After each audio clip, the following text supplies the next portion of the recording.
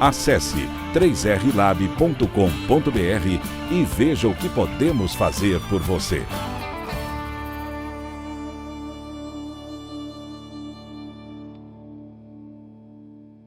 Boa noite a todos, é um prazer muito grande estar aqui com vocês, né? Reagro, a gente tem uma parceria aí de longa data, em que a gente vem participando de alguns eventos, então eu gostaria também de agradecer aqui o Breno, que é um grande companheiro aí, um amigo de longa data, companheiro também do SESB, então essa possibilidade de vir aqui conversar com vocês, vejo aí que tem uma audiência grande, né? 81 pessoas agora.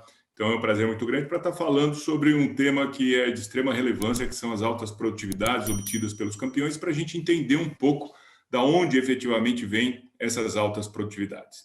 Muito bem, eu vou estar compartilhando a minha tela aqui com vocês. Eu peço a Vânia ou a Camila que, assim que estiverem vendo a minha tela, por favor, me avisem, para que eu possa dar continuidade aqui. Tá ok? Já estamos vendo. Obrigada. Tá ok, pessoal. Obrigado. Então, como a Vânia mencionou, eu sou professor aqui no Departamento de Engenharia de Biosistemas da Exalc USP, no grupo de pesquisas em agrometrologia, que é a minha área de atuação. Também atuo lá no Comitê Estratégico Soja Brasil, atuo como editor-chefe da revista Ciência Agrícola, que é a principal revista, uma das principais revistas da área de ciências agrárias aqui do Brasil, né? Uma revista aqui da USP. E também sou empreendedor e a gente tem aí uma iniciativa que é a Agrimet, onde a gente, inclusive, faz essa parceria com o SESB para poder gerar todos os resultados para os campeões todos os anos, todas as safras. Isso já faz aí praticamente 6 safras que nós estamos juntos. Muito bem, a ideia da apresentação hoje é trazer alguns tópicos relevantes. Eu sei que muitos de vocês já devem ter visto ou uma palestra minha ou palestra de colegas, mas é importante que, para aqueles que vão ver a palestra pela primeira vez, tenham a possibilidade aí de todo mundo ficar na mesma página. Então, nós vamos estar tratando aí de conceitos básicos de produtividade, yield gap e também das eficiências. Vamos estar falando aí dos principais fatores condicionantes da produtividade agrícola, no caso específico da soja. Vamos estar falando como que a gente faz para conseguir definir essas eficiências, as produtividades e os yield gaps da cultura da soja através dos modelos de simulação de culturas. Então, um pouquinho do conceito e como que a gente usa isso. Vamos falar das altas produtividades da soja no Brasil e especificamente falando aí das eficiências climática e agrícola dos campeões do SESB nessa última safra. Vamos focar nessa última safra. Todo ano a gente refaz essa análise. Esses resultados, de certa forma, são apresentados nos cases do SESB, então vocês podem ir lá no site do SESB e em publicações, dentro do ícone publicações, vocês vão abrir todos os cases dos últimos anos. E lá, num gráfico que eu vou mostrar aqui para vocês também, vai estar lá, aparece eficiência agrícola, eficiência climática, e muitas vezes o pessoal não entende efetivamente o que é isso. Então, acho que aqui é uma boa oportunidade para a gente ter uma explanação, vocês terem um pouco mais de conhecimento a respeito desses dois termos. Vamos falar um pouquinho de estratégias para se alcançar essas altas eficiências, né? Ou seja, o que efetivamente pode ser feito para que a gente tenha, né, uma cultura mais eficiente, e algumas considerações finais para a gente fechar isso. Então, creio que dentro dos 40 e poucos minutos, a gente termina essa apresentação e aí depois a gente fica à disposição para as perguntas. Muito bem, quando a gente fala em conceitos de produtividade, a gente tem que recapitular um pouco o que a gente aprendeu lá na escola, né, de agronomia, quem é técnico lá na escola técnica. E aí, quando a gente vai para o campo, né, a gente sempre observa o quê? A interação do genótipo com o ambiente. Então, a interação genótipo-ambiente, ainda assim, levando em consideração as condições de manejo, vai nos resultar no que a gente chama de fenótipo. Ou seja, o que está expressando aquela cultura naquele ambiente, sobre aquelas condições de manejo, e isso vai nos resultar o que a gente conhece como produtividade. Mas aquela produtividade é a produtividade que a gente chama de produtividade real, que é efetivamente obtida no campo. Só que quanto que a gente poderia obter se as condições de manejo ou as condições de clima fossem diferentes dasquelas em que ocorreram? Ou mesmo naquela condição de clima e condição de solo que a gente tenha tido lá, como que a gente poderia, né, o quanto que a gente poderia obter de produtividade se o manejo fosse melhor?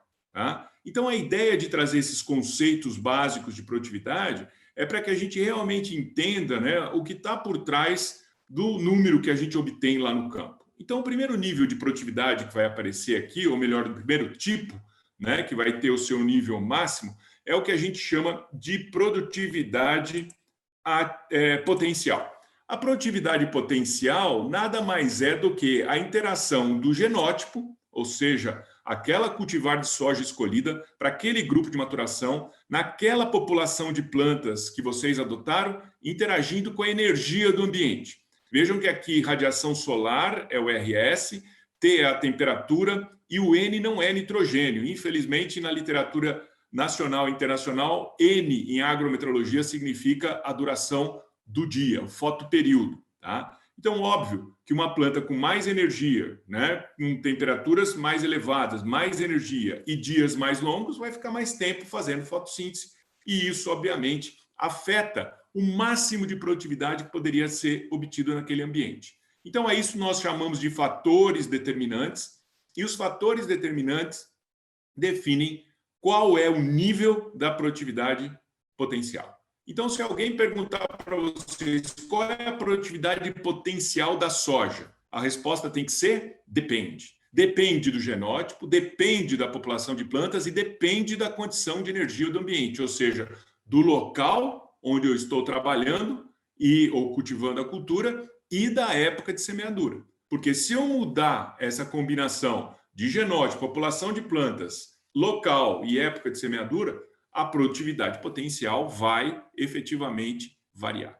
Então, nós temos que entender a produtividade potencial como um valor teórico, uma produtividade teórica, que é muito difícil de se obter na realidade, né? Como a gente vai ver aqui com alguns exemplos, não só para os campeões brasileiros aí do SESB dessa última safra, mas também eu peguei um estudo de caso para o campeão americano, o recorde mundial de produtividade de soja obtido até hoje.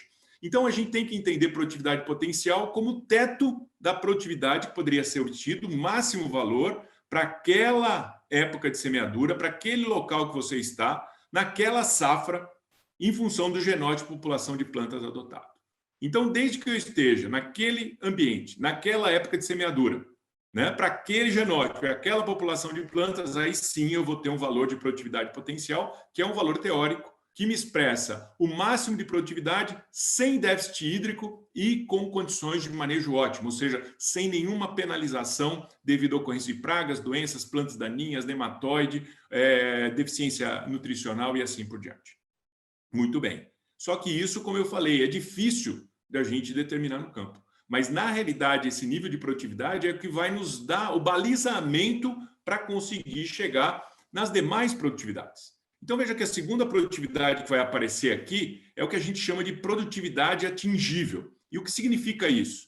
Bom, significa que agora nós temos os fatores determinantes, veja que eles atuam aqui também, mais os fatores limitantes. E nesse caso, como a gente vai ver com um pouco mais de detalhe nas próximas transparências, nos próximos slides, desculpa, transparência, né, da época, né, que eu estudei, mas tudo bem, vamos lá. Então, os fatores limitantes vão estar associados àqueles fatores que vão interferir no nível de déficit hídrico que a cultura vai sofrer ao longo do ciclo. Tá? Então, vejam que, basicamente, quem define déficit hídrico é balanço hídrico. Entrada, chuva, menos saída, evapotranspiração, que vai nos definir quanto de déficit hídrico aquela cultura vai enfrentar ao longo do seu ciclo nos diferentes momentos fenológicos dela. Então, se ocorrer um déficit hídrico na fase de estabelecimento ou na fase reprodutiva, o impacto é muito maior na produtividade do que se ocorrer um déficit hídrico na fase vegetativa ou na fase de maturação, que o impacto vai ser menor. Tá? Mas, de qualquer forma, o déficit hídrico impacta a produtividade e nós vamos ter o quê? Uma redução da produtividade em função disso. Então, veja que a produtividade atingível continua sendo uma produtividade teórica, certo? Em que esse vai representar agora o máximo de produtividade que poderia se obter sob os efeitos dos fatores determinantes e limitantes, mas ainda considerando-se manejo ótimo. Tá? Então, aqui a gente poderia dizer que é o teto de produtividade de uma cultura irrigada e aqui o teto de produtividade da cultura de sequeiro. Por quê? Porque eu estou considerando o efeito do déficit hídrico. Muito bem. Só que o que a gente obtém lá no campo é o que a gente chama de produtividade real. E essa produtividade real pode ser de sequeiro como pode ser lá o campeão irrigado, que ele irrigou a cultura dele. Agora, veja o que acontece. Se nós tivermos naquele mesmo ambiente, com o mesmo genótipo, na mesma população de plantas, na mesma época de semeadura, eu tiver uma cultura de sequeiro e uma cultura irrigada, é óbvio que a cultura irrigada vai produzir mais, vai ter uma maior produtividade. Por quê? Porque nós estamos eliminando parte do efeito limitante do déficit hídrico. Então, veja que se eu fizer uma irrigação plena e o meu manejo agrícola for ótimo, máximo, a produtividade real vai se igualar, irrigada vai se igualar a potencial. Bom, só que na grande maioria das áreas de soja hoje a condição é de sequeiro. Então, veja que se eu tiver na condição de sequeiro, além dos fatores associados à energia do ambiente, o genótipo, balanço hídrico, nós ainda temos um manejo agrícola, que atua aqui reduzindo em parte a produtividade. E, portanto, a produtividade real, seja com alta tecnologia ou baixa tecnologia, né, vai ser um pouco menor do que atingível. Então, a gente começa a ver aqui também os efeitos dos fatores que a gente chama de redutores, que é a ocorrência de pragas, a ocorrência de doenças, a ocorrência de plantas daninhas, né, competição com plantas daninhas, a questão nutricional, certo? Enquanto que na cultura irrigada vai depender também não só do manejo agrícola, mas do manejo da água. Então, veja que o fato do campeão do SESB irrigado ficar com uma produtividade menor do que o campeão de sequeiro, isso quer dizer o quê? Que mesmo irrigando, aquela área teve mais déficit hídrico, provavelmente, do que o cara que estava lá na condição de sequeiro. E aí tem que entrar também a condição de manejo agrícola. Muito bem, esses são os principais conceitos de produtividade. Então, fique, né, bem claro que nós vamos estar trabalhando aqui com todos eles. Por quê? Porque eu vou ter os campeões sequeiro, que estão aqui nessa situação. Nós vamos ter o campeão irrigado, que está nessa situação. Então, a gente precisa desses conceitos para entender o quê? Primeiro, o que é yield gap. Já volto nessa transparência anterior. Tá? O que é o yield gap? Bom, o yield gap é a diferença que eu tenho, ou perda de produtividade, que é o termo em inglês, perda de produtividade, ou lacuna de produtividade, mas aqui expressando a perda, que houve por causa do déficit hídrico. Ou seja, se eu fizer produtividade potencial menos a atingível, isso vai me demonstrar qual foi o yield gap devido ao déficit hídrico. E se eu fizer a diferença da produtividade atingível na condição de sequeiro agora para a produtividade real, eu vou ter o yield gap causado pelo manejo agrícola. Então veja que isso me dá a dimensão de quanto eu estou perdendo por causa do ambiente, impondo déficit hídrico para a minha cultura. Lógico que a cultura também interage nessa situação, né? Mas depois eu tenho também a magnitude do yield gap causado pelo déficit manejo. Tá? E, por fim, a gente tem ainda o quê? As eficiências. Que ao invés de eu fazer a diferença, agora eu faço a relação. Então, o que é eficiência climática? Bom, eficiência climática é a relação da produtividade atingível pela produtividade potencial. Ou seja, ela vai expressar de tudo que a planta precisava de água para chegar na potencial, quanto efetivamente o ambiente forneceu, certo? Porque quanto menos água o ambiente forneceu, menor vai ser a produtividade atingível, consequentemente, menor vai ser a eficiência climática. E depois nós temos a eficiência agrícola, ou seja, para aquela condição de sequeiro, qual seria o teto máximo? A produtividade atingível, que era o que você poderia atingir na sua área. Mas, em função do seu manejo deficiente, você não conseguiu atingir isso. Então, qual é a relação entre PR e PA? Né? Com isso, você define o que a gente chama de eficiência agrícola. O quanto eficiente o produtor foi em obter o que o ambiente estava ofertando. Porque veja que produtividade potencial e atingível dependem basicamente das condições do ambiente.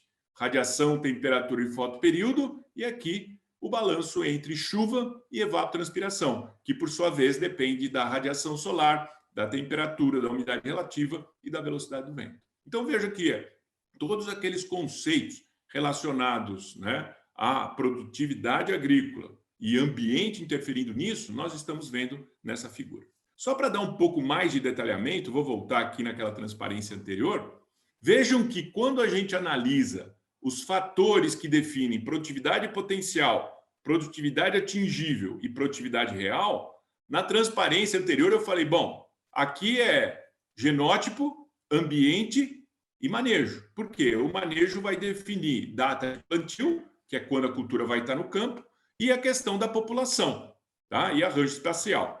Então, veja que nós temos na produtividade potencial, né, as condições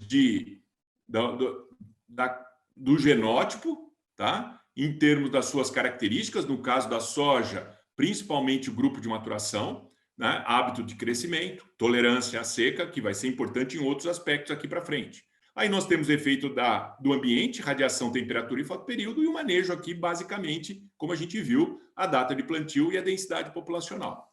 Quando a gente vai para a produtividade atingível, o que vai acontecer? Bom, além desses fatores determinantes, o que mais nós vamos ter? Nós vamos ter ainda características varietais, como eu disse anteriormente, de tolerância à seca, né? Interferindo nesse processo, a eficiência de captura de nutrientes, tá? Aí do ambiente, agora entra todos os fatores associados ao balanço hídrico, inclusive a capacidade de água disponível, certo? E o manejo, bom, aí se a cultura foi irrigada ou não, como é que você tem aí questões de variabilidade do solo, preparo do solo, né? O sistema de cultivo, se é plantio direto ou não, porque isso vai interferir no balanço hídrico, tá? Então, veja que é bem mais complexo, né, do que eu mostrei na figura. Mas, de qualquer forma, a gente consegue ter uma fotografia geral do que efetivamente são os fatores que afetam a produtividade, os diferentes tipos de produtividade. Quando a gente vem finalmente para a produtividade real, o que a gente vê? Além dos fatores determinantes, além dos fatores limitantes, nós temos os fatores redutores, que das características varietais é importante o quê? Tolerância e resistente a praga e doenças, e capacidade de competição com plantas daninhas. Do ambiente, todas aquelas variáveis meteorológicas que vão interferir na ocorrência de pragas, doenças e plantas daninhas, né? Então, no caso de pragas, muito importante a temperatura, graus dias. No caso das doenças, temperatura, umidade relativa, duração do período de molhamento, tá? Nas plantas invasoras, obviamente, todas as variáveis vão interferir. E aí do manejo vem, né, o controle físico, químico, biológico, rotação de cultura, manejo de plantas hospedeiras, alocação das culturas de acordo com o topoclima, ou seja, todos esses fatores importantes aí dentro do contexto da produtividade.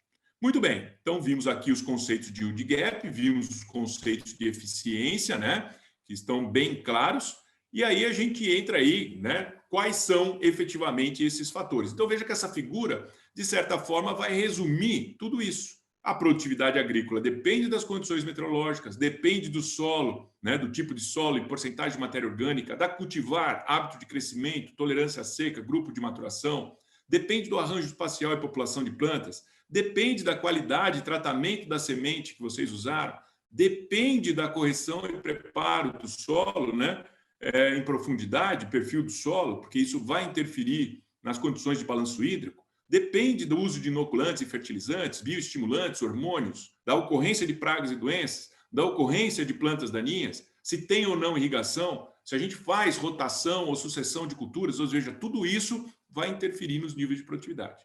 Agora, um ponto importante dentro dessa figura aqui, por isso que eu trouxe ela aqui, né, mesmo que seja repetitiva em relação ao que a gente viu anteriormente, é que, de alguma forma, todas essas outras caixinhas relativas a solo, relativo ao genótipo e relativo ao manejo, de alguma forma se interrelacionam com as condições meteorológicas. E é por isso que a condição climática, que é um fator que a gente não tem controle sobre ele, a não ser irrigando a cultura, né? E nem sempre isso também é suficiente, porque um ano tão seco como esse último que a gente passou, tem regiões que, mesmo tendo sistema de irrigação, não conseguem irrigar, né?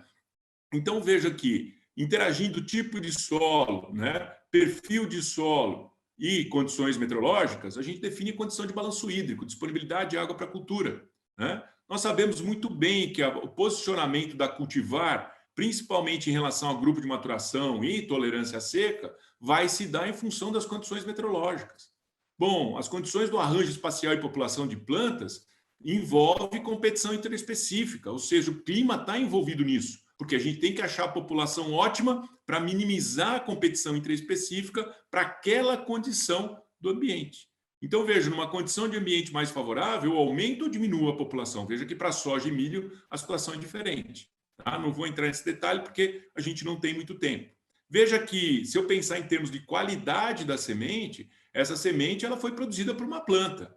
E se aquela planta sofreu condições adversas do ponto de vista meteorológico, pode gerar uma semente que não tenha tamanho suficiente, né? E que não seja de altíssima qualidade, tá? Bom, aqui a gente já discutiu o uso de inoculantes. A gente sabe que tem que ter condições de temperatura e umidade do solo adequadas para esses inoculantes trabalharem, né, de forma efetiva. Mesma coisa os fertilizantes, para absorção do fertilizante, principalmente aqueles por fluxo de massa, tem que ter umidade no solo e, consequentemente, isso depende do balanço hídrico.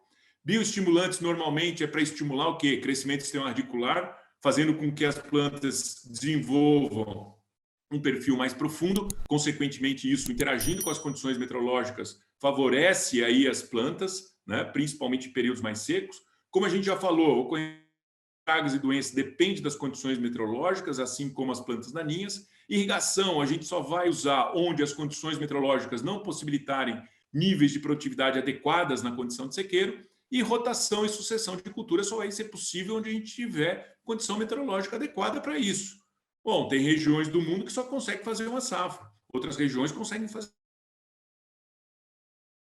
Retomando, pessoal, desculpem aí a falha técnica, né? Obviamente não depende da gente, mas vamos, que eu tenho 3 internets aqui, em 2, uma de cabo, uma com roteador e outra com celular. E as 3 me deixaram na mão. Mas tudo bem, vamos lá que agora está correndo tudo bem. Então, a gente tem os principais fatores, como eu mencionei, né? Cada um deles, acredito que vocês tenham ouvido parte da explicação disso, mas o mais importante a gente reconhecer dessa figura é que nós vamos ter aqui, de alguma forma, cada um desses fatores interagindo com as condições meteorológicas, tá? E, obviamente, passa a ser a condição meteorológica, além de afetar o metabolismo das plantas, a fotossíntese, respiração e manutenção, né, a gente também tem efeito em outros aspectos relacionados à interação com o solo, com o cultivar e com as questões de manejo.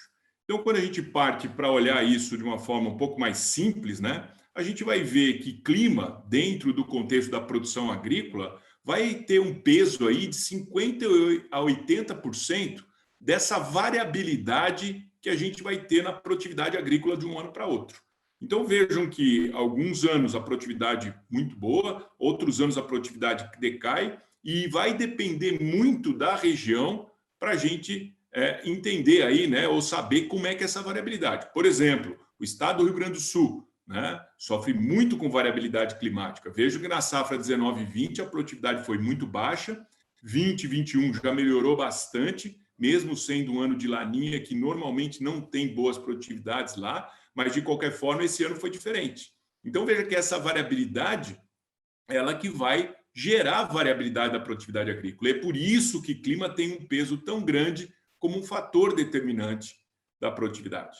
Lógico, vem solo na sequência. Lógico, se eu piorar a qualidade do solo, isso vai afetar negativamente a produtividade, como a gente vai ver mais para frente.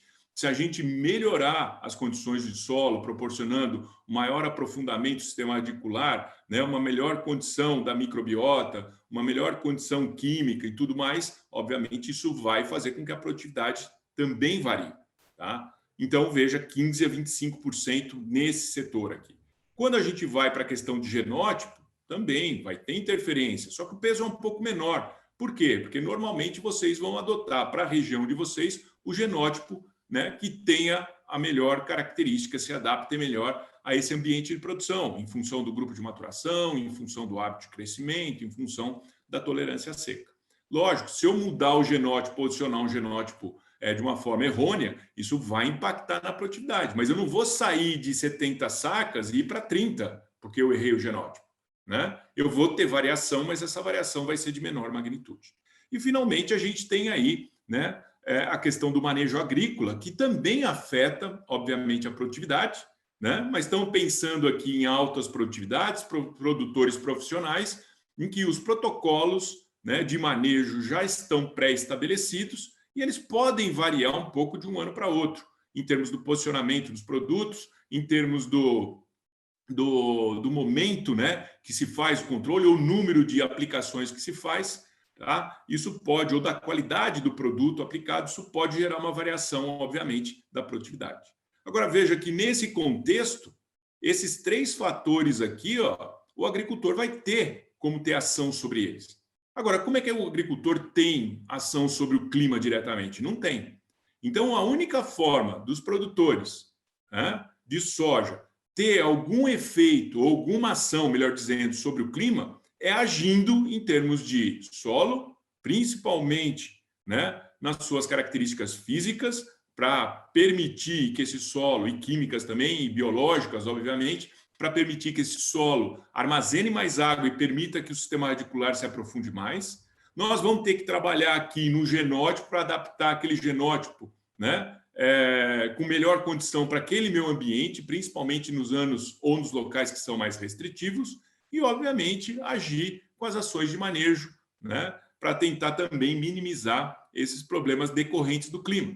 Então, veja que nós não vamos eliminar, né, um déficit hídrico como foi o que aconteceu em algumas regiões para a cultura do milho na safrinha, por exemplo, esse ano, tá? Ou como foi para a soja na safra 19/20 no Rio Grande do Sul. Você não consegue eliminar totalmente o déficit hídrico. Por quê? Porque isso depende da chuva. E chuva nós não temos controle sobre ela. Porém, com boas ações de manejo envolvendo solo, genótipo e o manejo agrícola, por exemplo, com uma nutrição anti-estresse, né, aplicação de aminoácidos, por exemplo, a gente consegue reverter em parte isso. Ou seja, lá no Rio Grande do Sul, numa situação de seca crítica, o que aconteceu? Teve gente que produziu 20 sacos por hectare e, na mesma condição de clima, teve gente que produziu 40. Bom, está abaixo da média do estado? Está.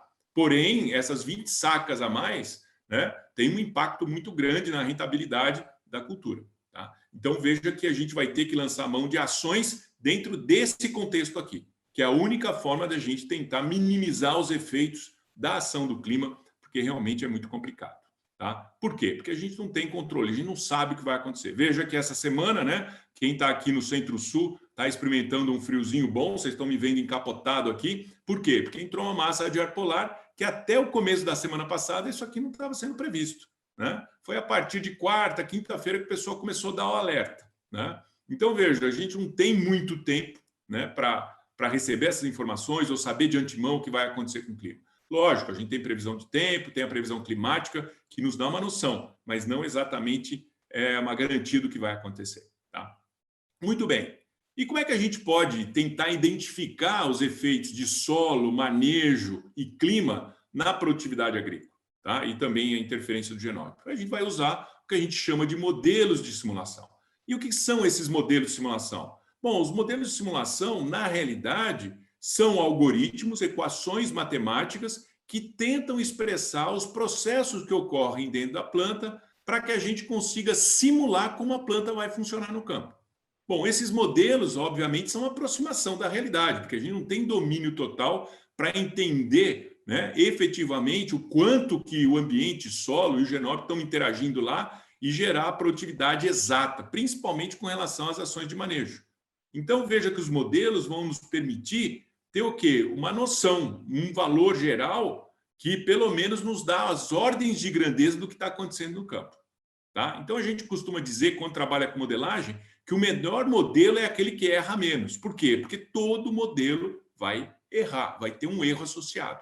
Qualquer estimativa com modelos matemáticos sempre vai ter um erro associado. Seja os modelos mais simples até os modelos mais complexos. Tá? Então, o que a gente faz com modelos? Temos os inputs. Quem são os inputs? Bom, o que está acontecendo lá no campo. Eu tenho a data de semeadura, qual é o sistema, se é plantio direto ou se é solo exposto, plantio convencional. Então, aspectos do manejo que a gente consegue controlar. Eu não vou conseguir controlar aqui com o modelo de simulação, praga, doença, planta daninha, é mais difícil. Então, a gente começa a simular uma cultura pela condição de manejo em termos de quando a gente vai ter a cultura no campo, quais são as características físicas e químicas do solo, quais são as condições de clima, temperatura, radiação, chuva, umidade relativa, vento e fotoperíodo, e as características do genótipo, em termos de grupo de maturação, hábito de crescimento e tolerância à seca. Bom, dentro desses modelos existem algoritmos que vão expressar o quê? Como que se dá o desenvolvimento da cultura, as fases do ciclo e a duração delas. Depois, como se dá o balanço hídrico da cultura, em função das características do solo, do manejo, do clima e do genótipo. E, posteriormente, como se dá o crescimento, Por quê? Porque a informação de desenvolvimento e do balanço hídrico também vão interferir no crescimento. Então, interagindo tudo isso, que são os processos, nós vamos ter o quê? Os outputs, né? Que são os resultados, ou seja, as produtividades. Lembra lá atrás, produtividade potencial, produtividade atingível. Tá? Aí a produtividade real, essa vem do campo. Não tem como, é a real. Portanto, tem que ser obtida a nível de campo. Beleza. Então, esses modelos, para a gente poder empregá-los, a gente tem que fazer a calibração e validação. O que significa isso? Ter a garantia de que esses modelos representam o que está acontecendo na realidade. Então, veja aqui que nós temos 5 modelos diferentes, e aqui é a combinação deles, em que a gente fez o quê? Comparou o dado observado no campo com o dado estimado pelo modelo. Então, veja que todos os modelos, e essa linha aqui contínua no meio de 45 graus, é a linha que a gente chama de 1 para 1, de valores iguais. Ou seja, quanto mais próximo dessa linha, mais é um indicativo de que o modelo está conseguindo simular o que acontece na realidade. Então, veja que todos os modelos, independentemente deles serem mais simples ou esses 3 que são mais complexos, os modelos eles funcionam relativamente bem. Ou seja, se o ambiente está indicando lá uma produtividade de 1.000 quilos por hectare, os modelos estão conseguindo captar isso. E se a produtividade vai lá para 5.000 quilos, os modelos também estão conseguindo captar isso. Tá? Então, é importante que a gente tenha essa garantia de que os modelos estejam funcionando, porque a partir daí me dá confiança para poder usar esses modelos em qualquer situação. E para que esses modelos servem? A gente pode usar para fazer zoneamento agrícola, avaliação de risco climático, avaliação de fazendas. Existem empresas que compram e vendem propriedades agrícolas que fazem esse tipo de abordagem. Avaliar a viabilidade do uso da irrigação. Né? Se eu irrigar, eliminar o déficit hídrico, o que acontece com a produtividade? Quanto que efetivamente ela vai subir? Fazer previsão de safra. A gente já tem algumas empresas que usam esses modelos para fazer previsão de safra. Avaliar o impacto das mudanças climáticas nas culturas. Obviamente, isso não é o tema aqui, mas é um assunto relevante, ou seja, se mudar o clima, vou lá, mudo o clima no modelo. O que ele me dá de resultado? Vai diminuir a produtividade. Ou seja, isso é só um indicativo para dizer, agora, o que eu posso fazer para reverter essa situação?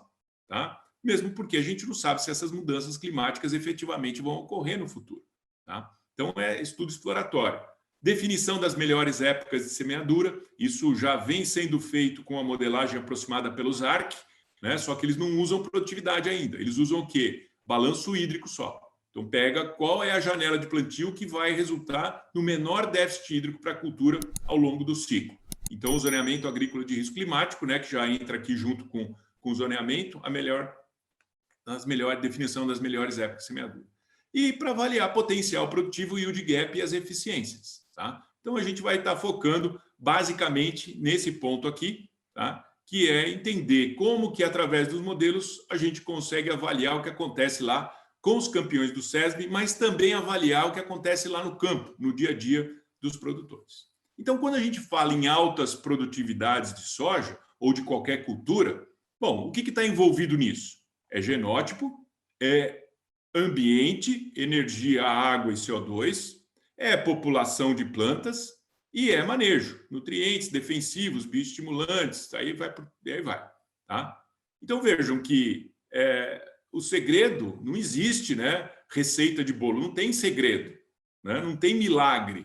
O que a gente tem que fazer, o que é? É posicionar um genótipo adequado para aquele ambiente, na melhor época de semeadura, para que a condição de energia, a água, principalmente água, sejam as mais satisfatórias possíveis, se for uma cultura de sequeiro, ajustar adequadamente a população de plantas e fazer uma condição de manejo que seja suficientemente adequada para manter a cultura mais saudável possível, certo? Então, veja que se a gente fizer uma analogia da cultura com uma fábrica, o que acontece? Bom, a fábrica precisa de matéria-prima, CO2 e água, e nutrientes. Precisa de energia para funcionar, radiação solar, certo? Bom, como é que são as características dessa planta? Genótipo e população de plantas, que vai mostrar como essa fábrica vai trabalhar, certo? E aí entram as condições de manejo, indicando a manutenção da fábrica. E o que é a manutenção dessa fábrica? É manter a área foliar sadia para fixar CO2 e interceptar a radiação solar e manter sistema radicular sadio e profundo para absorver água e nutrientes. Muito bem. Então é isso que faz com que o SESB tenha aí as altas produtividades, os campeões. Isso aqui são os 10 primeiros colocados. Essa figura é uma figura clássica, nessa tabela, melhor dizendo, que a gente vê a evolução do desafio de máxima produtividade do SESB, né? Veja que lá na safra 8-9, ninguém passou das 100 sacas. Já na safra 9-10 já teve um agricultor que passou, o campeão passou de 100 sacas, e a gente vê esse aumento das 100 sacas indo gradativamente safra a safra. E a gente observa isso pela média dos top 10 aqui, né? Saindo de 77, chegando aqui num valor mais ou menos estável, chegou a 120, caiu um pouco, porque isso depende também das condições de clima, e depois voltando a subir, caiu de novo 17, 18, voltou a subir, caiu um pouquinho. Então existem essas variações, obviamente. Bom, o que aconteceu esse ano? O que aconteceu esse ano aparece aqui. Eu não tenho os valores dos 10 primeiros, mas tenho os valores dos 5 primeiros, que são os campeões por região, mais o campeão irrigado. Então, a gente vê claramente aqui, né, que a gente tem sistematicamente passado, né, de 100 sacas por hectare nos campeões. Então, veja que isso, desde a safra 12 e 13, está acontecendo isso. Agora, qual que é o segredo para isso? Quais são os fatores de sucesso dos campeões? Porque é o que eu falei, não tem segredo, não é, né? São fatores de sucesso. Então, adaptação do genótipo, que a gente tinha falado. Quem está dizendo isso aqui? São os campeões. Tá? Qualidade da semente utilizada, adubação para altas produtividades, controle fitossanitário adequado, sistema de produção bem ajustado para o seu ambiente de produção, população bem ajustada, população de plantas, da mesma forma que a gente já tinha falado também. Perfil profundo de solo. Para quê? Para que você tenha mais disponibilidade de água e nutrientes para a cultura. Responsabilidade ambiental. Esse é um tema, vamos dizer assim, vamos pensar aqui mais em termos de conservação do solo, né? Quer dizer, você tem a responsabilidade ambiental no sentido de manter o seu ambiente de produção mais produtivo possível de um ano para outro. Adubação com micronutrientes. Otimização do planejamento. Tá? Então, obviamente, planejar a cultura de uma forma muito efetiva. E, por fim, o que entra? Condições climáticas favoráveis. Porque não adianta nada você ter todos esses outros fatores, né, na condição ótima se o clima não for, né, benéfico. Óbvio, se eu tiver todas essas condições, eu vou minimizar, como a gente já falou, os efeitos do clima. Tá? Agora, se eu penalizar pelo clima e ainda tiver deficiência nesses outros aspectos, óbvio que a produtividade vai ser muito menor. Bom, vamos entender então o que aconteceu com as eficiências climática e agrícola dos campeões do SESB nessa safra 2021, já que agora a gente já tem o balizamento, né, toda a base para a gente entender o que a gente vai estar apresentando aqui. Tá? Então, esses dados são os dados do SESB, né? Como eu disse, todos esses slides que eu vou mostrar estão disponíveis nos cases e vocês podem baixar isso lá do site do SESB no ícone publicações. Então, veja, estou trazendo aí, né, primeiramente, o campeão. Ele foi campeão do Sul e campeão nacional, com 129,16 sacas. Isso aqui foi na região de Pinhão, se eu não estou enganado. Tá? Veja que você fala, bom, o campeão do SESB, o cara conseguiu, naquela arinha lá de 2,5 hectares, 3 hectares, ele conseguiu 129. Mas veja que a média da fazenda, e a gente está falando numa área destinada à soja de aproximadamente 500 hectares, uma produtividade de 90 sacas por hectare. Então, é um valor bastante expressivo, né? No site do SESB, vocês têm todos os detalhes. A intenção aqui não é ficar mostrando o case, né? Porque o case está lá. Aqui a gente vai entrar nos pontos mais cruciais. Veja que isso aqui é o que a gente faz junto com o SESB, né? Que é essa parceria aqui da Agrimet junto com o SESB, onde a gente mostra aqui os dados meteorológicos ao longo do ciclo, temperatura e chuva, e as diferentes fases, né, que vão sendo posicionados. Quem gera esse gráfico é o pessoal do SESB com os dados dessa base. E aí a gente calcula a produtividade potencial, produtividade atingível e compara com a produtividade real. E veja que o campeão, né, lá da região sul, que foi campeão nacional, ele teve uma eficiência climática de 81% e uma eficiência agrícola de 87%. O que significa isso? Que de tudo que a planta precisava de água, certo?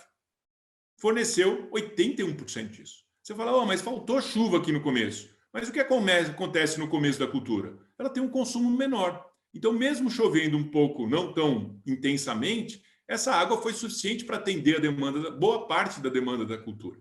E aí, quando entrou na fase reprodutiva, que é muito mais exigente em termos de água, a chuva foi um pouco mais intensa e voltou a secar só lá no final, já na fase de senescência. Bom, e a eficiência agrícola? Está dizendo de tudo que o ambiente poderia entregar de produtividade, que seria a produtividade atingível, esse agricultor, né, o pessoal lá da região de Pinhão, chegou o quê? 87% dessa possibilidade, o que indica aí uma eficiência agrícola fantástica. Tá? E a gente já vai ver o comparativo disso com a média nacional. Bom, em segundo lugar, campeão Sudeste, só que irrigado, né? Foi o seu Silvio, tá? Na região de Itapeva. Veja, a mesma coisa. Ele obteve 121,29. Na área de sequeiro dele, ele fez 81 sacas em 1.600 hectares. E na área irrigada, que era o pivô, que tinha 300 hectares, fechou em 92. Ou seja, né, não está muito distante. Lógico, ele pegou lá uma condição ideal, talvez, que ele tenha uma mancha de solo mais favorável e que seja. Mas veja que isso é só para falar, não, ele obteve 120, mas na real ele produziu só 40, 50. Não, aqui a gente vê realmente que ele teve um nível de produtividade bastante satisfatório. Quando a gente vai para a área do seu Silvio, a gente consegue ver aqui, né, da mesma forma, as precipitações e a irrigação, tá? Que é a laranjinha aqui. Então, ele fez 7 lâminas de 10 milímetros, que totalizou 70 milímetros. Isso está longe de ser toda a água que a cultura precisa. E veja que a chuva na região dele foi muito irregular. Tá? Então, veja que as irrigações foram posicionadas aqui de forma a atender a demanda da cultura, tanto na fase vegetativa, que foram 4 aplicações, como na fase reprodutiva, que aí choveu um pouco melhor, e ele fez outras 2, aqui 4, é que teve uma pré-plantio. Tá? Então, vejam que isso forneceu para ele uma condição que, mesmo irrigando, olha a eficiência agrícola dele, como foi pior do campeão de sequeiro, né? Da região sul. Então, mesmo com essa irrigação, ele chegou no máximo a 67% de eficiência agrícola. Por quê? Simula com o modelo produtividade potencial, põe a produtividade atingível sendo calculada com a irrigação como considerada como chuva, consegue estabelecer o valor da produtividade atingível. Tá? E mesmo assim, comparando atingível com a potencial, chegou a 67%. Muito bem, o clima penalizou. Bom, o que aconteceu com a eficiência agrícola dele? Bom, de tudo que ele poderia ter chegado, mesmo com essa irrigação de 70 milímetros, ele conseguiu chegar a 82% disso, que também é uma eficiência agrícola muito favorável. Vamos seguir agora para o campeão Sudeste, que foi na região de Madre de Deus de Minas Gerais. Tá? Então, veja que nesse caso, a média da fazenda foi 84,35 sacas por hectare, numa área de 121 hectares. Então, 113,99, 114 sacas por hectare. Veja lá como que foi a condição climática. Extremamente favorável à distribuição de chuva durante o período vegetativo. Veja que no período reprodutivo teve um pequeno veranico aqui de aproximadamente 12 dias, certo? Mas como tinha boa disponibilidade de água no solo, em função de um bom perfil, veja que a eficiência climática foi de 88%. E eles perderam um pouquinho, foi em termos da eficiência agrícola. Mas ainda assim, uma eficiência agrícola muito boa. Tá? Então, de tudo que eles poderiam ter obtido ali, né, ou em termos de produtividade potencial, a atingível foi 88% disso, ou seja, o clima penalizou só 12%.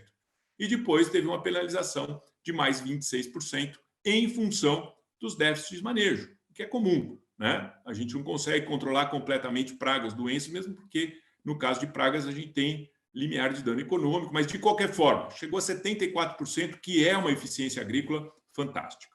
Partindo agora para a Bahia, nós vemos que, nesse caso, a produtividade norte e nordeste foi de 113,26, muito próxima, né, do sudeste.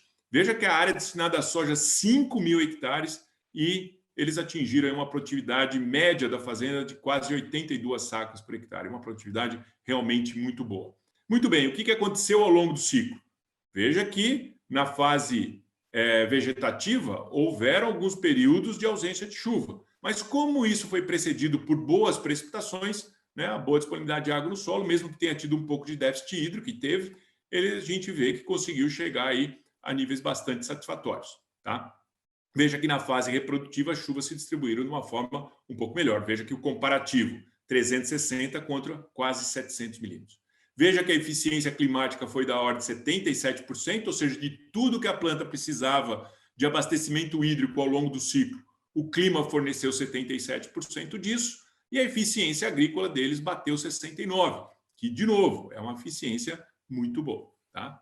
E para fechar aqui o pacote, indo agora para a região de Cristalina, Goiás, né, a fazenda Pamplona, veja que eles obtiveram a produtividade de 100,33, portanto, campeão centro-oeste, fecharam com média da fazenda em praticamente 9.500 hectares, 77,8, uma produtividade também muito boa, né, para essa área, e o campeão aí do Sudeste, né, que é uma fazenda do grupo SLC.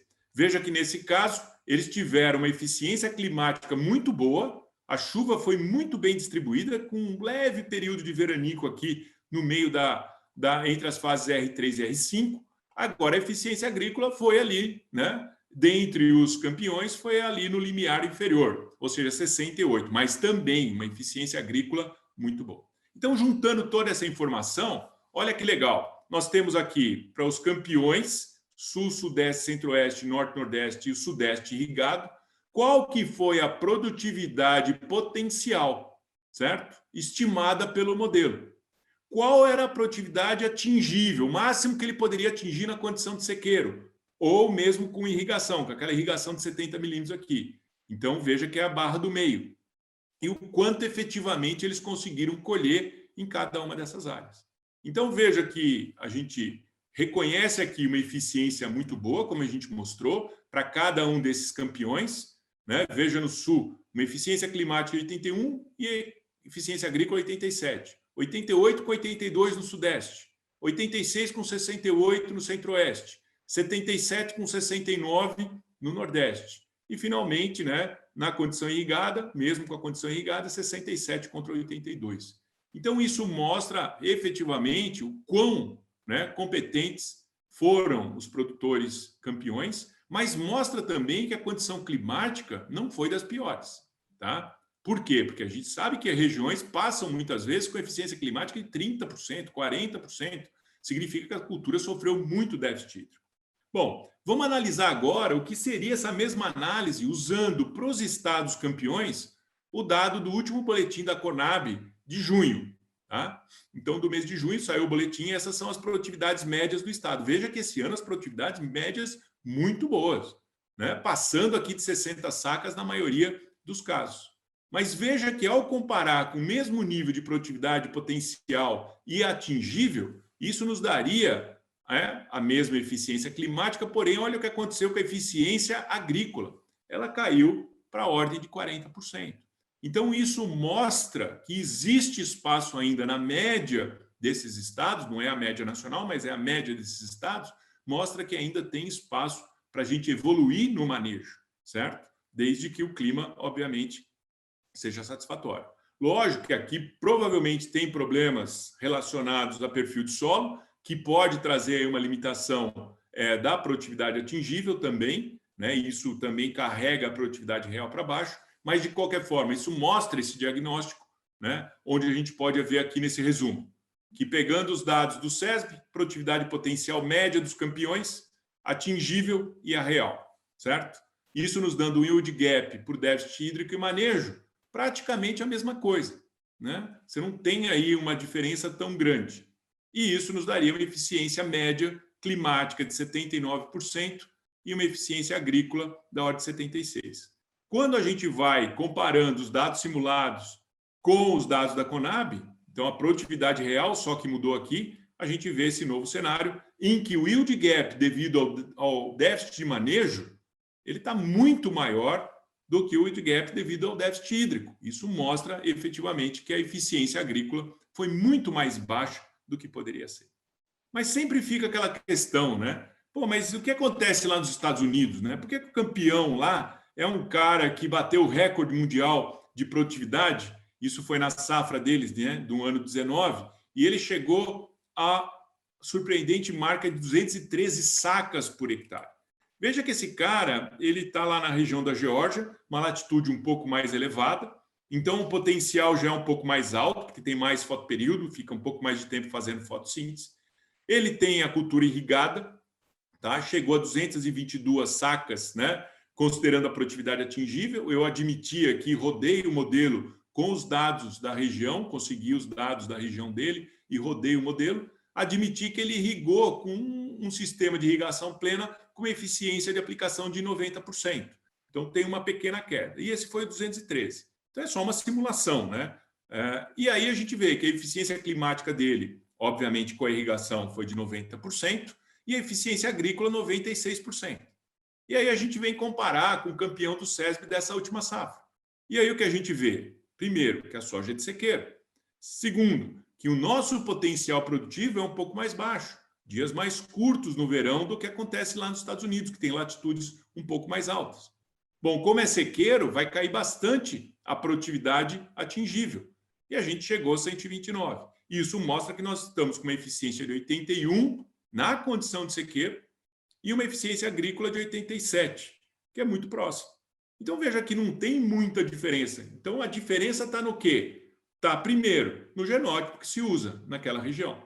Bom, população de plantas, a energia do ambiente, principalmente fotoperíodo mais longo, mas principalmente a diferença vem da irrigação. Agora, veja que se a gente fosse admitir que as duas culturas fossem irrigadas com lâmina plena, com certeza o brasileiro nunca ia conseguir chegar no patamar da produtividade desse caso aqui do campeão americano, o recorde mundial, que não foi nessa safra, a última safra deles, né, que foi a 20, mas na de 19. Então, isso aqui mostra, né, como que a gente pode usar o modelo para quantificar, dimensionar o que está acontecendo lá no campo, e não simplesmente ficar em cima da produtividade real e falar, o culpado foi o clima, não, foi o manejo. Não, agora a gente tem a dimensão disso e consegue efetivamente entender o que está acontecendo. Quais seriam as estratégias para a gente alcançar, então, altas eficiências na cultura da soja? A gente tem que optar pela melhor data de semeadura, fugir da data ideal, eu vou ser penalizado. Né? Ajuste do genótipo, população de plantas, como já os próprios campeões do SESB mencionaram, preparo e correção do solo em profundidade, uso de bioestimulantes e micro-organismos, né, para estimular o crescimento do sistema radicular, uso, desculpa, ficou um errinho aqui, mas uso de antitranspirantes e protetores solares. Hoje são técnicas que estão disponíveis aí. Obviamente, para aplicação em larga escala já é mais complicado, mas existe. Obviamente, a irrigação, uso de fertilizantes anti-estresse e cobertura do solo, matéria orgânica, tudo isso no sentido de aumentar a proteção do solo para que haja redução da evaporação. Então, alguns exemplos só, né? A gente já tem no mercado aqui, ó, genótipos de soja que tem desde baixíssima tolerância ao déficit hídrico até muito alta. E é óbvio que se eu submeter a cultura ao mesmo nível de estresse hídrico, a quebra de produtividade vai ser diferente para cada um desses genótipos. Tá? Então, esse é um trabalho relativamente antigo, são 101 cultivares, né? Mas a gente ainda continua vendo esse efeito. Já tem no mercado. Tá? Bom, a questão de população de plantas, óbvio, a gente vai ter que escolher a população ideal em função da característica daquele ambiente. Tá? Errei a mão na população, vou perder um pouco de produtividade por causa disso. Escolha da melhor janela, como a gente falou, de semeadura. Veja, se eu for antecipando muito a semeadura, eu vou perdendo produtividade, certo? E correndo mais risco. Então, aqui está a janela ideal. Isso aqui é um exemplo lá para a Primavera do Leste. Tá? Bom, preparo perfil profundo do solo. Veja que esse é um trabalho que nós fizemos mostrando, saindo aqui da direita e indo para a esquerda, o aumento do perfil do solo. Tá? Então, o que acontece com as produtividades conforme a gente aumenta o perfil do solo? No solo, textura média arenosa, textura média e textura média argilosa. O que a gente observa? Que em todos os casos vai haver um aumento da produtividade média. Então, pegando o caso aqui de Cruz Alta, veja, né? Que em média nós vamos ter de 27 a 30 sacas a mais por hectare. Se eu sair de um perfil de solo de 60 centímetros total, que nos dá aí efetivo em torno de 30 a 40, até um sistema radicular que vai a 2 metros, mais com efetivo em torno de 1,5 metro. Então, a gente tem essa diferença. E uma característica dos campeões do SESB é justamente isso. Uma qualidade física do solo que possibilitam o aprofundamento do sistema radicular. E olha que interessante os números. Esse aqui é um índice de qualidade do solo, né, gerado pelo DRESS. Então, a gente vê nessa metodologia da Embrapa que o campeão do Sul teve um DRESS aqui muito bom, né, uma qualidade da estrutura muito boa, 5,5, 129 sacas. O cara do Sudeste, a mesma coisa, tá? Chegou aqui a 121 sacas, com o mesmo valor. Caiu um pouquinho aqui no Sudeste e foi para 113. Lógico, não é só solo, tem clima aqui, tem manejo. Mas veja a coincidência. Aí, a hora que caiu mais um pouquinho, já chegou para uma situação boa no Norte e Nordeste. 113 também.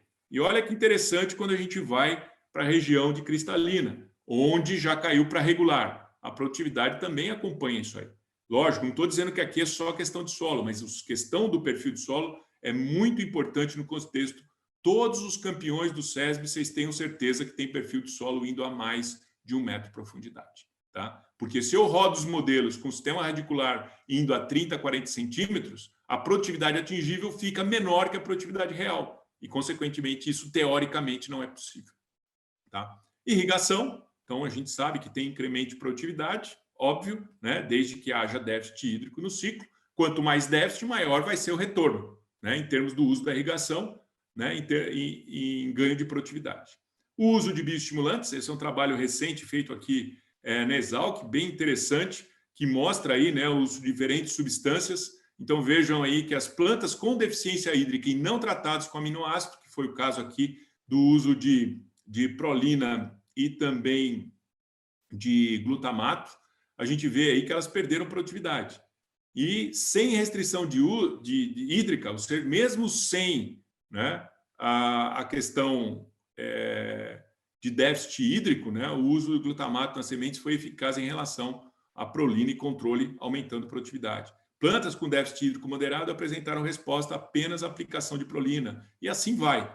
Então, em geral, o uso de glutamato e prolina protege as plantas de soja de estresse hídrico, principalmente por melhorar os mecanismos de defesa. Então, todas essas ações são algumas das que a gente pode utilizar justamente para melhorar a eficiência do ponto de vista climático, tá? Melhorando as condições de exploração, né, do ambiente sem a cultura sofrer tanto com as variações do clima. E as estratégias para aumento da eficiência agrícola, e essas vocês conhecem perfeitamente, não vou ficar perdendo tempo aqui em ficar descrevendo cada uma delas. Mas, basicamente, são as ações relacionadas à proteção do cultivo, tá? Nutrição e assim por diante.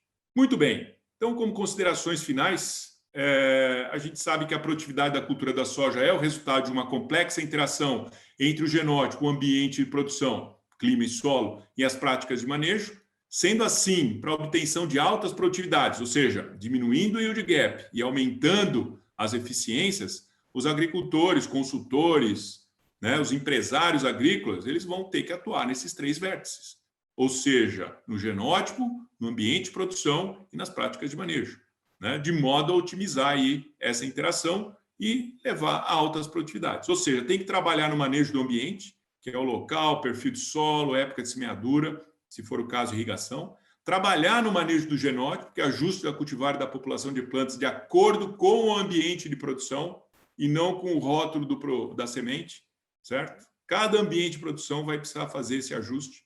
Manejo agrícola, que todos vocês sabem, né? Muito importantes. E também manejo fisiológico hoje em dia. Então, o uso de reguladores, bioestimulantes, protetores, micro-organismos, ativação anti-estresse e assim por diante. Então, veja que eu gostaria de terminar a apresentação com essa figura aqui, né? Porque ela reflete bem isso que a gente falou, né? A gente tem que estar trabalhando nesses 3 vértices. Veja que quando a gente interage ambiente com genótipo, isso define o quê? Produtividade potencial e atingível, ou seja, a eficiência climática. Quando a gente interage genótipo com manejo, isso define a produtividade real, obviamente, considerando também a interação aqui com o ambiente, tá? Mas, basicamente, a eficiência agrícola. E quando a gente interage ambiente com manejo, isso aqui é para definir quais as estratégias de manejo, né, para a gente tentar o quê? Minimizar a influência do ambiente, tá, no desempenho do genótipo. Tá? Então, essa figura é o que resume basicamente tudo que a gente viu aqui. Eu agradeço a atenção de todos, agradeço aí ao SESB, o Sistema Agrimax Econab por ter fornecido os dados aí que eu usei na apresentação, e o Reagro pela oportunidade aqui, o convite para participar desse evento. Tá ok? Obrigado pela atenção, tá aí o meu contato, fiquem à vontade, se alguém tiver interesse nessa apresentação, vou ter o maior prazer em disponibilizá-la. Só peço, obviamente, se alguém for usar alguma coisa que esteja aqui que não seja do meu uso, né? Quer dizer, da minha confecção, que seja lá do SESB, que existe as fontes, mas a gente fica à disposição para discutir mais sobre o assunto agora com as perguntas, mas também fico à disposição aí para disponibilizar a apresentação para quem tiver interesse. Tá ok? Obrigado a todos e passo a palavra de volta para a Vânia. Nós que agradecemos, Paulo. Excelente palestra, muita informação, conteúdo ótimo, né? Acredito que todos tenham gostado. Eu vou pedir só um pouquinho, né, do tempo aí de vocês para fazer uma apresentação rápida aqui do Grupo Reagro, tá? Enquanto isso, vocês podem continuar mandando perguntas na caixa Q&A. Então, eu vou convidar o Arthur para falar um pouco, né, do grupo e apresentar algumas oportunidades do curso da Faculdade Reagro para vocês, tá? É com você, Arthur. Eu só vou projetar aqui a minha tela. Ok.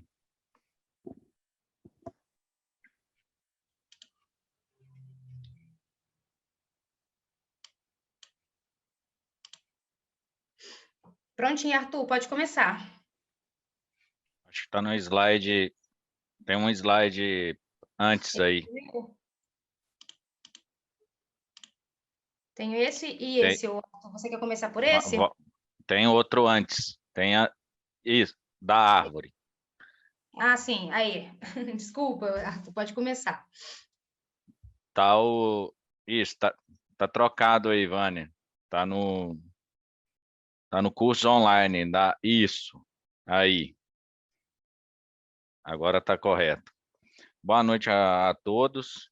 Meu nome é Arthur, sou consultor técnico comercial grãos na Reagro e vou apresentar um pouco aqui do grupo Reagro para vocês, tá? Como que ele se constitui.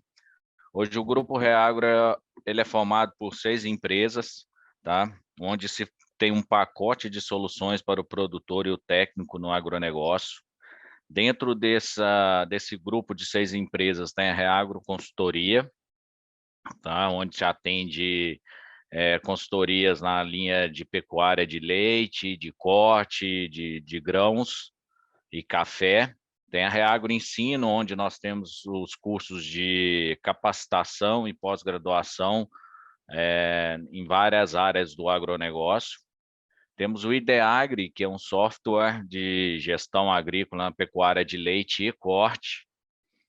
Temos o 3R Lab, que é um laboratório de análise de plantas e forragens, onde hoje se tem 3 laboratórios. Um fica em Chapecó, Santa Catarina, outro em Goiânia e outro em Lavras, sul de Minas. Temos a Reagro Pesquisa, onde faz pesquisas em diversas modalidades na área do agronegócio também, situada próximo a Lavras, aqui no sul de Minas. Tem a Biomip, que é a empresa de biológicos, né? De produtos biológicos para manejo integrado de pragas, que constitui aí o grupo Reagro. Pode passar, Vânia.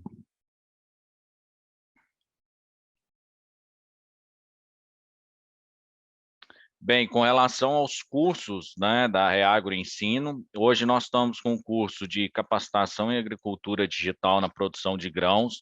Nós já estamos com a turma quase cheia. Então, quem tem interesse, né, em aperfeiçoar nessa área de agricultura digital, entre em contato conosco. Esse curso está aberto, com início agora para 13/9, tá? E com a turma praticamente cheia. Capacitação em fertilidade do solo e nutrição de plantas é outro que tem início agora, dia 12/7.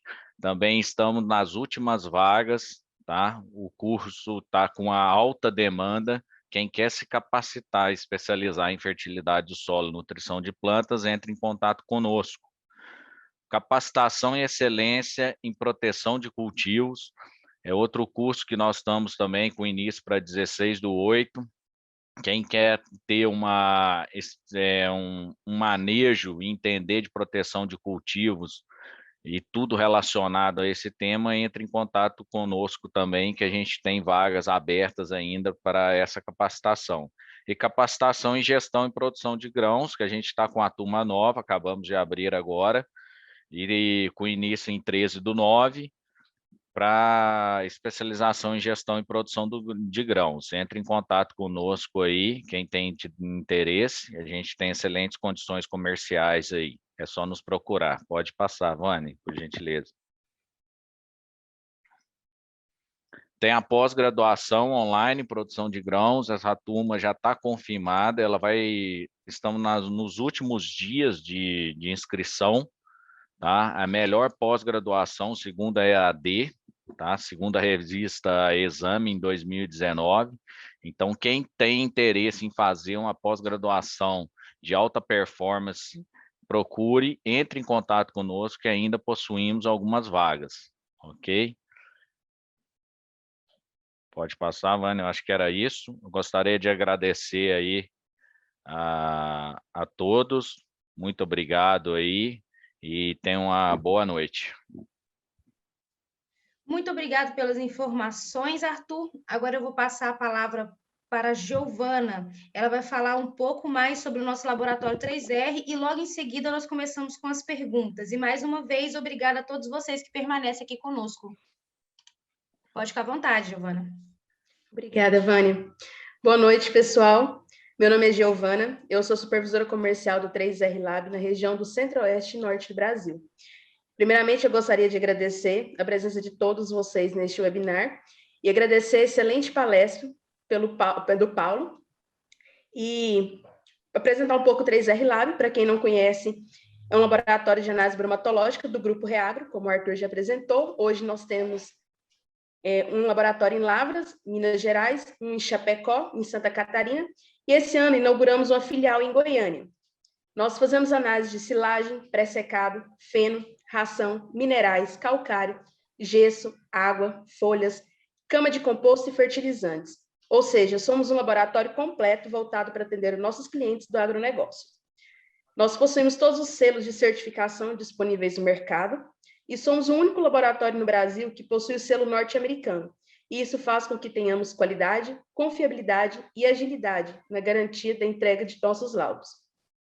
Eu vou pedir também que siga nossas redes sociais do 3R Lab, tanto no Facebook, Instagram, YouTube. Participem dos grupos de WhatsApp e Telegram para acompanharem nossos conteúdos diários. Meu telefone está na tela de vocês. Como eu disse, meu nome é Giovana. O telefone é 35988740153. Qualquer dúvida com relação ao 3R Lab, eu estou à disposição de vocês para atendê-los. E é isso. Muito obrigada. Boa noite a todos. Muito obrigada aí pelas informações, Giovana.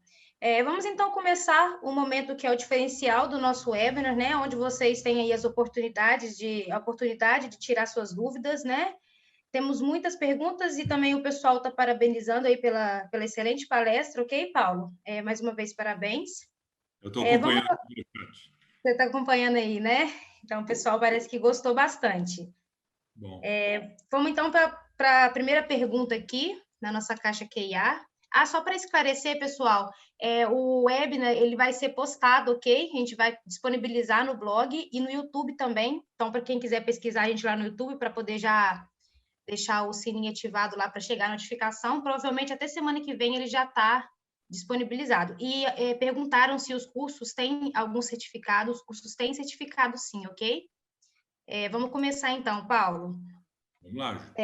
Primeiramente, Camila Oliveira, ela gostaria que você comentasse se existe alguma iniciativa que recomende genótipos com base na previsão climática futura. Olha, a pergunta é excelente, porque isso deveria ser feito sim, né? Mas a gente sabe de alguns grupos, né, e principalmente algumas empresas que são detentoras, que eles fazem esses estudos interagindo a informação de solo, clima e o que vem sendo observado nos ensaios deles de competição de variedade, justamente para tentar entender essa equação. Então, hoje, eu até tenho relação com esse pessoal, porque a gente vem desenvolvendo alguns projetos juntos. A ideia, o que é? É a gente usar a parte de inteligência artificial que é o desenvolvimento de algoritmos que consigam entender aí padrões de variação para cada situação, justamente para fazer essa recomendação de genótipos, tá? Veja que a gente tem um desafio muito grande, porque quando a gente está comprando o genótipo, normalmente você vai comprar semente, você não vai comprar em cima da época de plantio, né? Você tem que fazer isso aí, por exemplo, em maio, provavelmente, o pessoal já estava fechando aí a compra de sementes para a próxima safra. E em maio, eu não sei efetivamente o que vai acontecer ao longo da safra. E nem mesmo a hora que eu estou fazendo a semeadura, eu não sei como é que vai ser a safra como um todo. Veja, vamos usar o exemplo do que aconteceu ano passado na região centro-oeste, que o pessoal fez plantio lá no começo de outubro, depois teve que fazer outro plantio no meio de outubro, depois outro plantio no começo de novembro, porque a chuva não veio. Então, realmente é um desafio muito grande. Então, o pessoal tenta fazer essa recomendação pela característica média que você tem na região. Mas a gente já fez alguns estudos, por exemplo, que tem mostrado de forma bem adequada, agora não o genótipo em si, mas a época de semeadura, que dependendo do evento, El Niño, Laninha ou neutro, a gente consegue posicionar um plantio mais tardio, mais antecipado. Isso resolve em parte o problema. Agora, o genótipo realmente é um desafio muito grande, porque depende também da previsão com um longo período de antecedência. E lá em maio, abril, maio, que seja até junho, né, que ele está comprando a semente ali, ele não sabe exatamente como é que vai ser a próxima safra. Então, a gente tem uma dificuldade grande nesse sentido. Tá? Perfeito, Paulo. Vamos aqui com o Eduardo Moraes. Essas produtividades do SESB foram atingidas com taxa variável de semente ou não? Olha, boa pergunta também. Eu acho que se a gente for lá nos cases, a gente consegue ver o que aconteceu, mas normalmente não acredito que tenha usado taxa variável de semente. Tá? Eles têm lá nas apresentações, eu não lembro de cabeça agora, mas eu acredito que isso não aconteça. Até eu tenho um colega aqui que a Veranice está aqui assistindo, que é do SESB, e ela já respondeu aí para a gente. Não, tá? Então não faz taxa variável de semente. Obrigado, Veranice. Ok, Paulo. Vamos agora com a pergunta do Leonardo. Ele falou que ele é formado no Brasil e atualmente ele está trabalhando na Bolívia, e ele pede sua opinião, qual seria o cenário de produção nos próximos anos? Bom, essa é aquela pergunta de não é nem $1 milhão, né? São 100 milhões de dólares, né? A gente tem aí uma dificuldade muito grande de saber o que vai acontecer na próxima safra. Quem dera a gente pudesse aí avaliar o que vai acontecer nos próximos anos, né? Infelizmente, esse tipo de informação, apesar de que tem alguns colegas que se arriscam a falar sobre isso, mas esse tipo de informação é uma informação muito, muito incerta, né? É difícil. Você vai falar, mas tem períodos cíclicos do clima? Tem, de certa forma tem. Mas o que acontece é que quando você olha para a chuva do ano, você até vê alguma ciclicidade. Mas a hora que você olha para a distribuição ao longo do ano, aí você já perde esse padrão. Porque pode chover um ano, chover até mais do que um ano anterior. Mas se a distribuição não for boa, isso atrapalha, obviamente, a cultura. Então, é muito difícil ter esse posicionamento em termos de anos. O que a gente pode falar é em termos de próxima safra. Nós estamos aí vindo de uma situação de laninha e estamos passando agora para uma condição de neutralidade, e muito provavelmente a próxima safra, provavelmente, não estou afirmando aqui categoricamente, mas provavelmente a próxima safra deve ser de um ano de condição de neutralidade. Bom, neutralidade, normalmente acontece o quê? Lá para o Rio Grande do Sul não é dos melhores anos, tá? Então, veja aí o que aconteceu na neutralidade de 19 para 20. Foi um desastre lá, a produtividade média do estado bateu lá em torno de 30 sacos por hectare. Tá? Então, a gente consegue se posicionar em relação a isso. A gente já fez um estudo, depois, se houver interesse, eu posso disponibilizar, obviamente para o Brasil, não para a Bolívia, mas em que a gente estudou, pegando séries históricas, usando os modelos de simulação, a gente estudou o seguinte: olha, se for um ano neutro, o que acontece se eu plantar mais cedo? Eu perco produtividade ou ganho em relação à média? Então, a gente consegue definir, em função desses eventos, o que seria a condição mais favorável em termos de época de semeadura para tentar minimizar as perdas.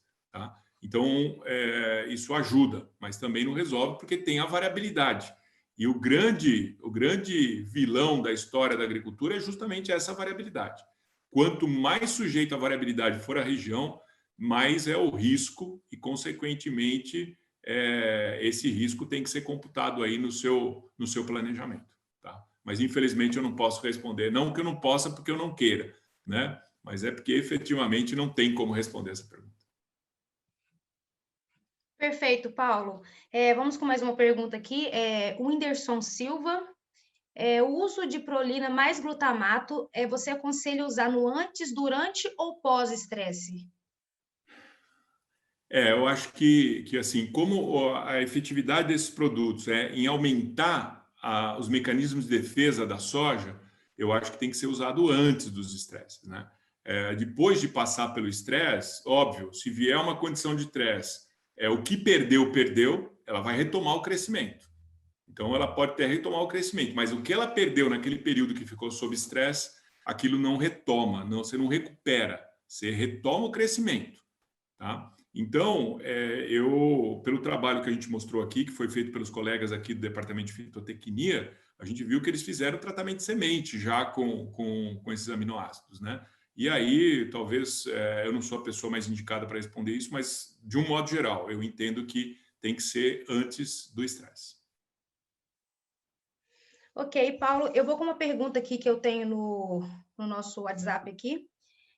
Qual a profundidade efetiva do sistema radicular das lavouras que ganham o desafio de máxima produtividade do SESB? Bom, de uma forma categórica, e a Veranice está assistindo aqui, não sei se o João também, que são os colegas do SESB, né, que são os coordenadores técnicos do SESB, mas de uma forma efetiva, o SESB não mensura a profundidade efetiva. O que o SESB faz é determinar a resistência à penetração até uma certa profundidade. Mas, assim, eu posso responder essa questão sob o ponto de vista de modelagem, porque se eu rodo os modelos, né, para balanço hídrico, considerando o sistema radicular, vamos pegar aí o básico, que seria o ideal, até muito bom, 50 centímetros de profundidade, a gente não consegue fazer o modelo expressar o que está acontecendo no campo.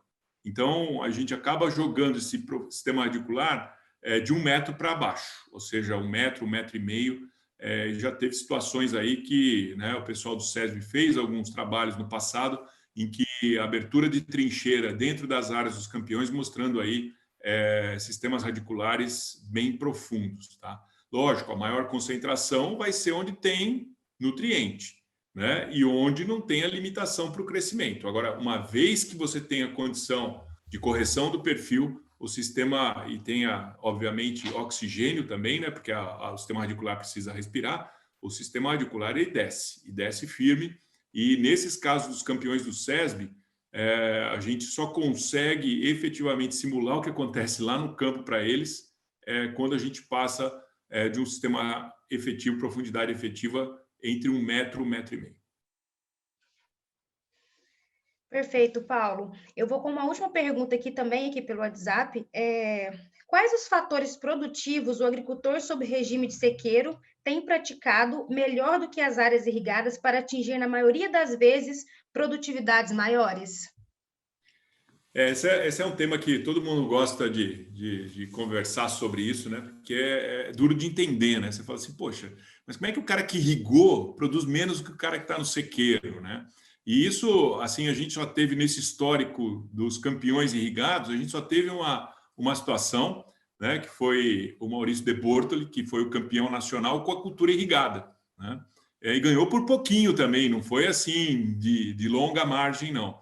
Mas por quê? Normalmente, nesses locais onde se faz a irrigação, são locais que são mais sujeitos ao déficit hídrico. Então, na realidade, acaba que não sendo muito o efeito do manejo em si. Lógico, o manejo é importante, tá? E aí entram todos os aspectos que o SESB levanta lá. E quando a gente olha o porquê houve essa diferença, a diferença está na água mesmo. Porque o cara que fez o sequeiro, ele teve muito menos déficit hídrico do que o produtor que, mesmo irrigando, não conseguiu suprir toda a demanda da cultura. Então, por exemplo, a gente já teve campeões do SESB que o agricultor aplicou duas, se eu não me engano, foram 3 lâminas de 7 milímetros, tá? 21 milímetros, né? Então, veja que esse ano houve aí a aplicação de 70 milímetros, mas nunca passa muito disso, tá? Então, o pessoal faz irrigações estratégicas ali ao longo do ciclo para suprir parte da demanda da cultura e não suprir totalmente a lâmina plena, como a gente viu lá no slide, né? Porque se eu tiver a lâmina plena, a tendência é que a produtividade fique mais alta. Então, dentre os produtores, assim, você fala, olha, tem um fator que realmente faz com que o cara lá de manejo, né, do sequeiro, seja melhor do que o irrigado, pode até haver, mas o que a gente tem identificado nessas situações é justamente a eficiência climática, que mesmo irrigando, ela ainda não é tão elevada quanto foi do produtor da área de sequeiro, que teve uma condição de distribuição de chuva muito boa, ou seja, nem precisou irrigar. Ok, Paulo. Então, nós vamos finalizar, né, o nosso evento. Eu gostaria de agradecer a todos que ficaram aqui conosco até o final. Paulo, eu passo a palavra para você outra vez, para você fazer suas considerações finais. Pode ficar à vontade. Ok. Agradeço mais uma vez aí o convite, né, dos colegas do Reagro para estar participando com vocês aqui do webinar. É uma iniciativa muito bacana, né, dar essa oportunidade, todo mundo está interagindo, né, e eu tendo a oportunidade de passar um pouco da minha experiência, mas também aprendo muito com vocês aí, muitas das perguntas nos colocam para pensar, né. Assim, o que a gente vem desenvolvendo com o SESB, ao longo desses últimos anos, fazendo essa distinção entre eficiência agrícola e eficiência climática, né, que é o tema da palestra. Isso é um negócio pioneiro, né, em termos de avaliação aí das competições. Você vai lá para os Estados Unidos, eles têm lá as associações de produtores que fazem os campeonatos, também, né, os que a gente chama aqui de desafio de massa produtividade, lá eles chamam de contest, né? Então seria uma competição mesmo. E lá eles não fazem nenhum tipo de levantamento, eles citam genericamente o que aconteceu com a lavoura. Então veja que o trabalho do SESB é muito minucioso. A auditoria que é feita em cada uma das áreas é justamente para garantir credibilidade nos dados, e é a credibilidade desses dados que nos possibilita também depois fazer essa análise trazendo essa distinção. Por quê? Até então, né, eu não me lembro se faz umas 5, 6 safras atrás que a gente começou com esse trabalho, até então, o cara era campeão, listou lá as ações de manejo que ele fez. Tá bom, mas e o clima, né? Como é que efetivamente foi o clima? Será que se ele tivesse essa mesma condição de manejo e o clima fosse diferente, o que ia acontecer? Então, a partir daí, a gente começou a introduzir esse conceito, né, de produtividade, esses conceitos de eficiência, usando a modelagem, né? Então, a gente tem orgulho de dizer aí que a gente está sendo pioneiro nesse tipo de abordagem, não só aqui no Brasil, mas também em relação a outros países, porque a gente vê que a ciência ela só tem razão a partir do momento que a gente começa a colocar esses resultados na prática, né? Eu ficar fazendo um monte de artigo científico deixando na prateleira não vai ajudar nenhum produtor a chegar às altas produtividades. Então, aqui a gente quer justamente fazer os produtores entenderem, né, aonde está o problema. Lógico, eu não sei do manejo dizer quanto ou o que está efetivamente afetando a produtividade, o quanto eu consigo, mas o que. Mas aí ele volta para dentro de casa e vai analisar o que está acontecendo. Então, a gente tem feito a iniciativa com alguns grupos, né, grupos grandes aí, que a gente tem feito esse diagnóstico de cada uma das fazendas, justamente no sentido de mostrar, olha, aonde vocês estão sendo bons e aonde está falhando. Porque é só a partir desse momento que você consegue realmente, né, ter um senso de autocrítica e falar, bom, agora eu vou nesse caminho, porque o problema está aqui. Então, é isso que a gente vem fazendo. Eu agradeço muito ao SESB aí por fazer parte, né, do comitê. É uma experiência enriquecedora, porque a gente tem lá profissionais de extrema competência, o pessoal que toca o SESB, né, todos os colegas aí, pelo que eu vi, a Veranice está aqui, eu não sei se o João e o Luiz estão por aqui também, mas são pessoas aí que fazem um trabalho primoroso para que o resultado do SESB seja um resultado extremamente confiável, que tem uma credibilidade fantástica, e a gente é exemplo aí para o mundo nesse sentido. Então, eu espero aí que todos os produtores brasileiros consigam fazer proveito dessas experiências do SESB, justamente para melhorar suas produtividades. E hoje a gente começa a ver, né, pelo menos nessa última safra dos locais que eu analisei, eu fiquei surpreendido com os valores de produtividade reportados pela Conab, passando 60 sacas em muitas regiões. Isso significa o quê? Que, de alguma forma, o SESB está contribuindo para fazer com que as produtividades nacionais sejam cada vez maiores e a gente realmente seja um campeão, não só brasileiro, né? Os nossos campeões sejam campeões brasileiros, mas sejam campeões em termos de eficiência, que é o mais importante, né? Não adianta nada produzir muito se não for eficiente. Então, é por aí. Agradeço mais uma vez a oportunidade.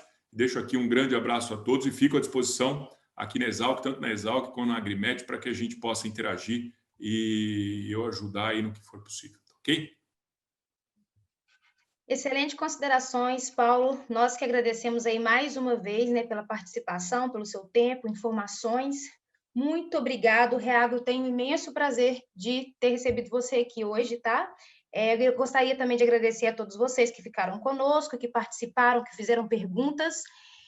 Boa noite, então, pessoal. Um abraço e até breve. Ok, pessoal. Abraço a todos.